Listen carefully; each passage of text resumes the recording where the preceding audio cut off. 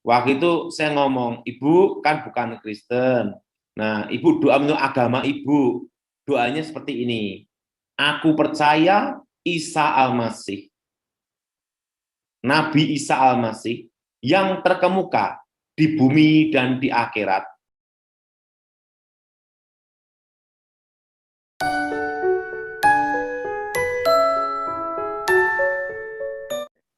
Kita doa ya. Ya. Bapa di surga, dikuduskan namamu, datang kerajaanmu jadi kehendak-Mu. Bebaskan kami dari yang jahat, bebaskan dari kutuk. Kekuatan Tuhan menyertai kami, lawat kami secara pribadi Tuhan. Dan nama Yesus Elohim dimuliakan. Haleluya, amin. Amin. Pak Daud, Ya, nah saya mau tanya malam hari ini tentang gimana kita ini bisa bedain roh. Nah kan Pak Daud kan pernah bilang sama saya, gimana cara kita bedain orang ini palsu atau enggak, yaitu lewat bedain rohnya. Nah gimana bedain roh? Karena beberapa waktu yang lalu ada yang WA ke saya, dia bilang ke saya, kamu hati-hati loh sama pendeta-pendeta yang bisa ngusir-ngusir setan. Takutnya mereka kerja sama setan, ngomongnya kayak gitu. Gimana gini, tuh, Pak? sebenarnya gini ya, Ya, karunia membedakan roh itu diberikan Tuhan ya, kalau kita melangkah dalam doa pelepasan. iya, Dan itu perlu pengalaman rohani. iya, Pak. Nah, kedua, kan Alkitab berkata dari buahnya lah kamu akan tahu. Iya, Nah, buah-buah pertobatan.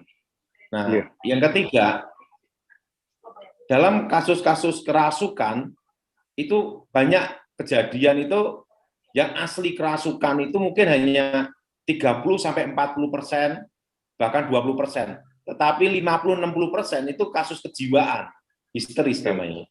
iya. Nah, untuk membedakan roh itu dari Tuhan atau bukan, itu dari buah-buah pertobatan, Michael. Menurut Michael Iya. gimana? Benar, Pak. Setuju itu. Kita Dari tidak buah-buahnya boleh kita bisa tahu. menghakimi, Michael. Iya, Nah, saya percaya sekali ada satu hal yang Michael ya, iya. yaitu Tuhan membela firman-Nya. Amin. Nah, percaya enggak Michael bahwa orang berdosa pun bisa dipakai Tuhan? Amin, amin. Nah, Bisa. apakah Tuhan membela dosanya? Tidak. Tuhan membela firman-Nya. Amin, amin. Makanya yang penting itu firman itu diberitakan, baik Iya, maupun tidak baik. Gitu, Michael. iya. Amin, amin. Nah, ini pengalaman saya tentang karunia-karunia roh ya, Michael ya. Iya, Pak. Iya, Pak. Yang ngajarin saya pada waktu itu tentang Roh Kudus, itu hamba Tuhan, bukan orang terkenal, Michael. Iya, Itu kakak kelas saya. iya. Kakak kelas saya, dan dia bukan orang terkenal, bukan pendeta top. Iya, Nah, waktu itu saya tanya sama dia, bagaimana supaya karunia roh itu bekerja? iya. Nah, dia ngajarin saya satu aja, kunci utama harus mengalami baptisan Roh Kudus. Iya. Karena karunia bahasa roh itu adalah kunci untuk mengaktifkan 9 karunia. Bahasa roh itu untuk mengaktifkan. Oke. Jadi kuncinya itu kalau dibaptis Roh Kudus dengan Baptis Roh tanda Kudus. mula-mula bahasa roh. Iya, Ini pendapatnya kakak kelas saya itu, Michael. iya.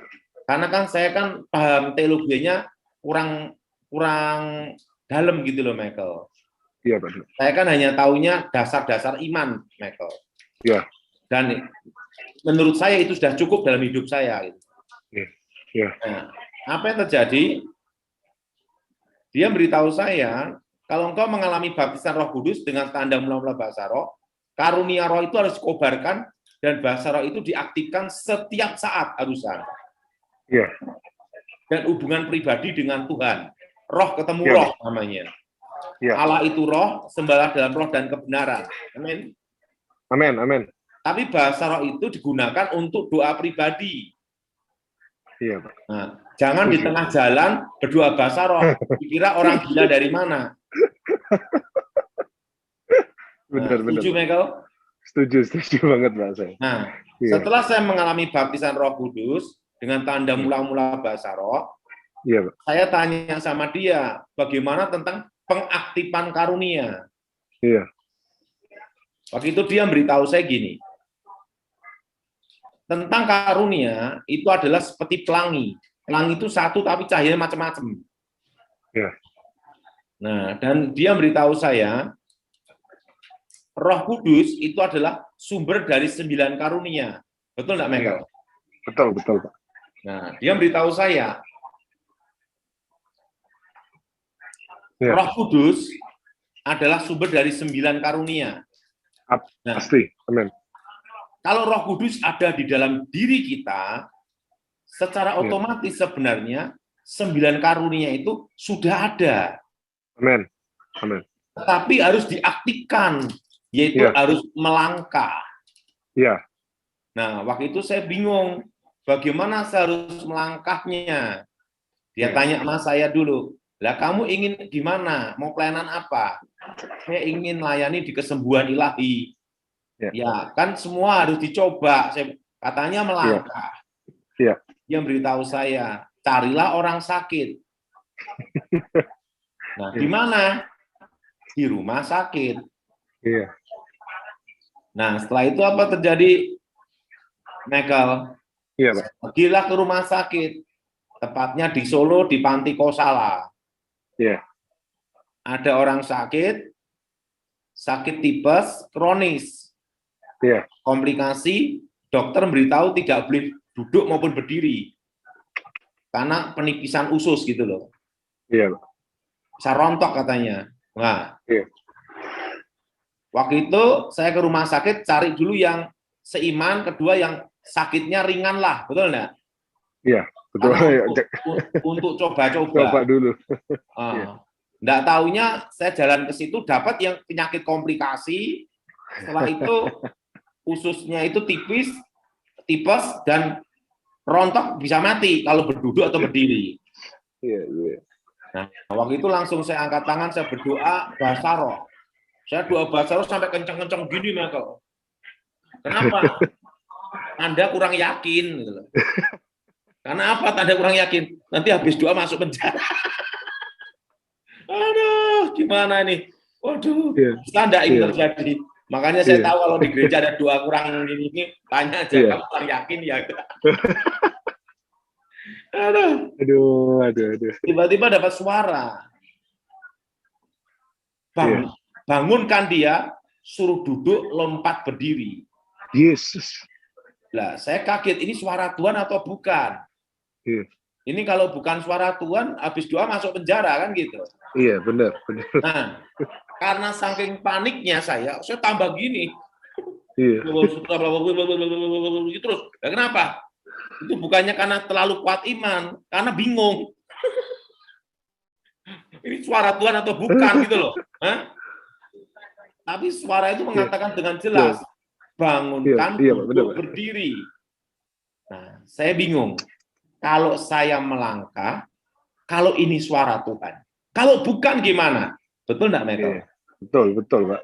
Nah, kalau dia langsung rontok mati, aduh, urusan polisi lagi. Nah, waktu itu saya berdoa, sambil berusaha melangkah. Saya ngomong sama Bapak ini, Bapak berdengun, berdiri, gitu. Dia gini, nggak boleh. Tak pegang pundaknya, tak suruh lompat. Kalau tak lempar dari situ, dia duduk, berdiri, dan terjadi sembuh. Wow. Berikan tepuk tangan semuanya, yuk. Dan apa yang terjadi? Langsung sembuh. Langsung dokter cek semua sembuh. Waduh. Nah, tetapi kan saya ini tidak suka yang namanya itu direkam, diupload. Saya kurang suka, Michael. Itu secara pribadi loh ya, Michael ya. Iya. Karena saya tidak suka nyari sensasi. Saya kurang suka saya. Iya. Nah, di situ saya pegang tangan saya. Wah. Iya. Ada orang mati, Michael. Ada orang mati, mau dibawa ke kamar mayat. Tak pandang langsung. Iman belum nyampe, Michael. Yang hidup aja susah, apalagi yang mati. Iya. Saya pikir Pak Dawat bangkit karena. Nah, apa yang terjadi, Michael? Iya. Di situ saya baru mengerti karunia itu harus diaktifkan dengan kita melayani, melangkah, dan sumbernya adalah Roh Kudus. Iya, Pak. Setuju, Pak. Nah, dan apa yang terjadi? Wah, saya doain orang sakit. Nah, dalam setiap KKR gitu, Michael ya. Iya, Pak. Nah, sebenarnya itu bukan hanya doa pendeta terkenal. Tidak. Itu bisa juga yang aser-aser, yang mendoakan, itu dipakai Tuhan. Nah, tapi orang kan kadang fokusnya ke pendeta terkenalnya. Nah, jadi sebenarnya segala sesuatu itu tim, Michael, bukan sendiri. Iya, Pak. Itu menurut saya loh, Michael ya. Benar, Pak. Itu benar. semua Setuju, adalah saya. tim, bukan sendiri, Michael. Iya, Pak. Dan apa yang terjadi, Michael? Iya. Saya melayani Tuhan, saya melayani itu, Michael ya. Saya melayani Tuhan, ya. Nah, saya tanya sama kakak kelas saya ini lagi, bagaimana mengaktifkan karunia membedakan roh. Nah, dia ngomong, kamu cari orang kerasukan. Wah, ini susah, Michael. Iya, Pak. Kenapa? Lebih mudah cari orang sakit daripada cari orang kerasukan. Setuju, Pak. Nyarinya di mana itu? Ya, kapan setannya masuk kan gitu. Iya, Pak. Nah, di situ ada namanya tempat KKR. Iya. Nah, waktu ada KKR loh, saya nungguin itu di belakang Michael. Iya. Nunggu apa? Kalau ada yang kerasukan. Karena kita kan mau belajar. Itu kelas 1 sekolah Alkitab saya, Michael. Iya. Wah, kelas 1, kelas 2 lah gitu. Iya, Pak. Langsung, Michael, saya doa dalam nama Yesus. Wah. Sampai yang panitia ini bingung, ini orang nyasar dari mana gitu, Michael. Iya, Pak. Pertama biasa aja, kedua, ketiga, keempat, kelima, sampai 8, 9, karunia membedakan roh itu bekerja dengan sendirinya, Michael. Wow. Tiba-tiba saya lihat jimat di dompet. Nah, itu kelas 1 sekolah Alkitab tuh, Michael. Nah, tiba-tiba saya lihat ada kuasa-kuasa gelap, melihat kuasa-kuasa gelap. Nah, roh-roh jahat. Nah, tahu enggak, Michael, di Zoom ini pun juga karunia membedakan roh itu bekerja itu gimana caranya? Waktu itu saya bingung mau melayani Tuhan. Kita kan biasanya tatap muka. Bener, Pak. KKR gitu ya. Ini kalau Zoom gimana ngelihatnya kan gitu loh. Iya. Setuju. Nah, saya berdoa sama Tuhan, Tuhan beritahu saya, apakah aku Tuhan hanya jarak dekat? Gitu, Michael. Iya. Wow. Nah, langsung waktu Zoom pertama, kedua, langsung bekerja, Michael. Karunia membedakan roh itu. Luar biasa. Tapi sebenarnya itu kalau hati kita tulus, tidak cari panggung dan sensasi, kuasa Tuhan itu bekerja, Michael. Amin. Tapi gimana, Pak? Ada orang yang meskipun juga bisa nunjukin tandanya, tapi sebenarnya ujung-ujungnya sesat, Pak. Nah, terus itu gimana, Pak? Makanya gini ya, Pak Gilbert lumayan dong. Iya. Ini kan pembimbing saya. Iya. Waktu saya mau terjun pelayanan, dia tidak boleh langsung. Dia minta saya harus sekolah Alkitab sampai lulus. Tidak lulus, harus lulus sampai 3 tahun minimal. Wow. Nah, jadi supaya apa, Pak Gilbert? Supaya kamu tidak ngawur, tidak sesat. Setuju. Kalau hanya pengalaman pribadi terus, ngeroh, nah lama-lama jadi kebatinan. Nah, arti kebatinan itu adalah pengalaman jadi doktrin. Gitu ya, Pak. Nah, dan disitulah Pak Gilbert itu selalu membimbing saya sampai sekarang, Michael. Iya, Pak. Saya sampai sekarang adalah bawahannya Pak Gilbert. Iya. Nah, jadi Pak Gilbert itu atasan saya ini bawahan. Nah, makanya Pak Gilbert ini kalau telepon saya, Daud kamu ke sini, langsung saya berangkat pasti. Walaupun repot. Karena dia adalah pimpinan saya gitu loh. Nah, itu perlu ketaatan dan tunduk. Iya, kesetiaan, Pak. Kesetiaan. Iya. Dan ingat, Michael, iya, betul. Walaupun kita sehebat apapun, harus kita hormat, menundukkan kepada pemimpin gereja. Amin. Nah, Amin. saya sendiri pun sampai sekarang boleh tanya Pak Gilbert, pernah enggak saya berontak? Pernah enggak saya Nggak pernah. protes? Saya yakin nggak pernah. Nah, Pak Gilbert apapun saya lakukan.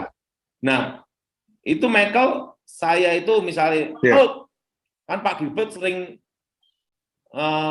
merintahkan saya gini, Daud, kamu ke Jakarta untuk pelayanan ini, gitu. Saya tanya Pak Gilbert, saya tidak pernah tanya ongkos. Iya betul. Saya tidak pernah tanya ongkos, nanti hotel, tempat menginap.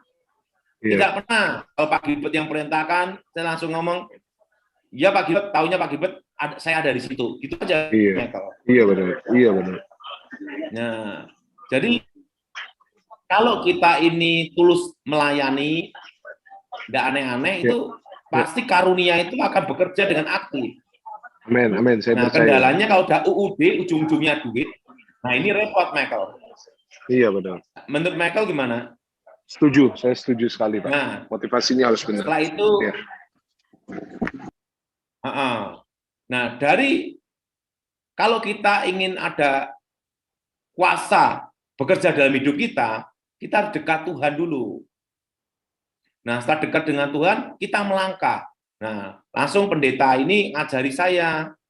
Nah, seperti keran air.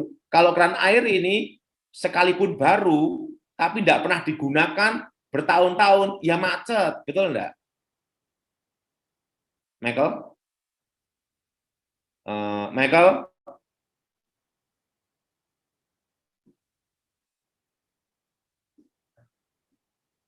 Michael, dengar enggak suara saya semua nih?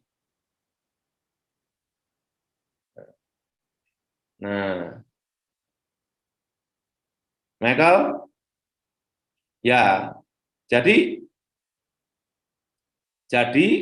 kalau kita ini pelayanan harus motivasinya benar dulu, Michael. Nah, jangan kita ini hanya dekat dengan orang-orang kaya. Nah, jadi kita ini harus imbang, melayani siapa saja harus kita layani, kita doakan. Nah, yang penting itu apa? Hati itu betul-betul tulus. Nah, kalau kita tulus, karunia itu akan aktif. Nah, bagaimana karunia nubuatan dan karunia mujizat itu bisa terjadi? Nah, kalau kita ini jadi pendoa syafaat, berdoa untuk keluarga kita, berdoa untuk bangsa dan negara, itu nanti karunia nubuatan, hikmat marifat itu bekerja. Nah, biasanya itu kalau kita terjun ke konselor. Nah, kadang kan gini ya, ada saat-saat kita doa, tiba-tiba kita ingat si A untuk kesembuhan, padahal kita tidak tahu kalau dia sakit. Nah, itu yang bekerja adalah karunia apa? Hikmat marifat, kata-kata pengetahuan, mengetahui hal yang tersembunyi. Jadi intinya itu satu, saudara harus melangkah. Kedua, hati yang tulus. Urapan itu bekerja, kuasa itu bekerja, kalau kita punya komitmen pelayanan yang benar. Nah, siapa yang setuju angkat tangan? Jadi, saudara tidak usah cari saya. Saudara bisa berdoa sendiri, melangkah. Nah, tapi saudara harus mengalami kuncinya itu dulu, baptisan Roh Kudus. Dan bahasa roh itu tidak diajarkan. Ingat itu, bahasa roh itu tidak diajarkan. Tapi roh sendiri yang bekerja mengaruniakan. Nah, jadi itu sebenarnya itu tergantung hidup kita punya komitmen untuk melayani Tuhan. Nah, jadi saudara, dan ada satu pengalaman ya, kadang orang ada yang bertanya sama saya, bisa enggak doain orang yang bukan Kristen terjadi mujizat? Saya katakan, mujizat tidak dibatasi agama. Suatu kali saya pernah doakan, itu kejadiannya ada di Solo, di notaris. Waktu itu di notaris, kebetulan saya ada keperluan untuk sewa menyewa.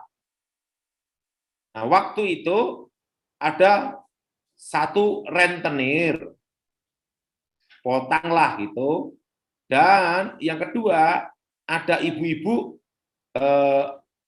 non-Kristen, saudara sepupu kita. Nah, suami istri, ini bukan orang Kristen.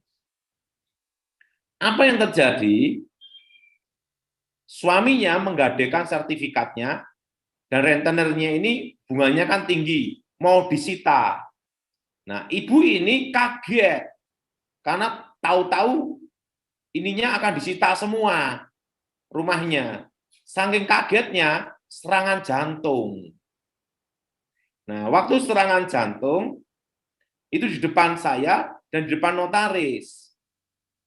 Saya bingung, kalau saya doa, nanti dikira kristenisasi. Nah, jadi saya diam dulu. Notarisnya beritahu saya, Pak Daud kan hamba Tuhan, doakan saja. Loh kenapa? Nanti kalau yang kena serangan jantung ini mati, kita tidak jadi transaksi di sini semua. Karena tempat ini akan dipolis lain polisi, katanya. Wah, saya bingung. Dan nanti kita dibawa-bawa untuk saksi-saksi gitu loh. Wah, saya bingung itu. Nah, gimana caranya? Langsung waktu itu, saya ambil keputusan untuk mendoakan. Saya ngomong sama ibu ini dalam kondisi udah jantungnya gini-gini, wajahnya sampai kaki itu udah biru semua. Waktu itu saya ngomong, ibu kan bukan Kristen. Nah, ibu doa untuk agama ibu. Doanya seperti ini. Aku percaya Isa Al-Masih, Nabi Isa Al-Masih, yang terkemuka di bumi dan di akhirat, selamatkan hidupku. Aku percaya Isa Al-Masih, Nabi Isa Al-Masih, yang terkemuka di bumi dan di akhirat, menyelamatkan hidupku. Nah, sembuhkan aku. Nah, waktu tak doain demikian, tiba-tiba malah tambah step gini. Langsung saya gini, lemes sudah saya. Saya doa lagi. Aku percaya kuasa Yesus bekerja, kuasa Roh Kudus bekerja. Waktu saya doa itu, kuasa Tuhan mengalir. Langsung ibu ini bangun, sadar, dan sembuh. Karena waktu itu mau dibawa ke rumah sakit. Mau dibawa ke rumah sakit karena serangan jantung. Nah, waktu itu saya ngomong, ibu, serahkan kepada Allah. Percaya, Tuhan memberkati ibu, kuatkan hati. Nah, rentenirnya, enggak taunya Kristen juga. Wah, saya ngomong sama rentenir ini, bertobat nanti kutukannya lebih kuat nanti. Wah, langsung bertobat.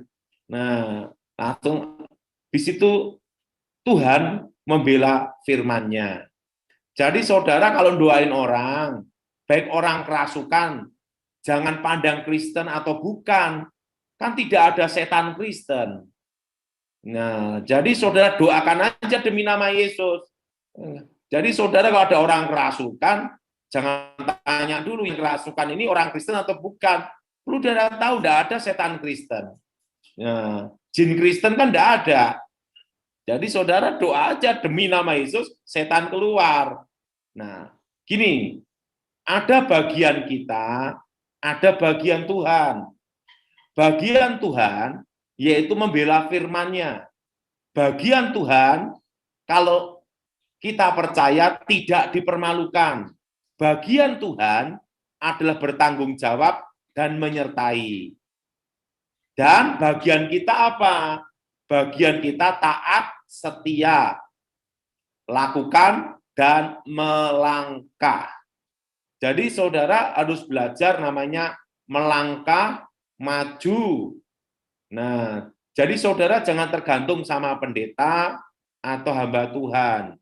Saudara belajar beriman, dari iman kembali ke iman. Ya, jadi perlu saudara tahu, pelayanan itu harus hati yang benar. Nah, tapi jangan berpikir, ingat, orang berdosa bisa dipakai Tuhan, kalau gitu berdosa terus.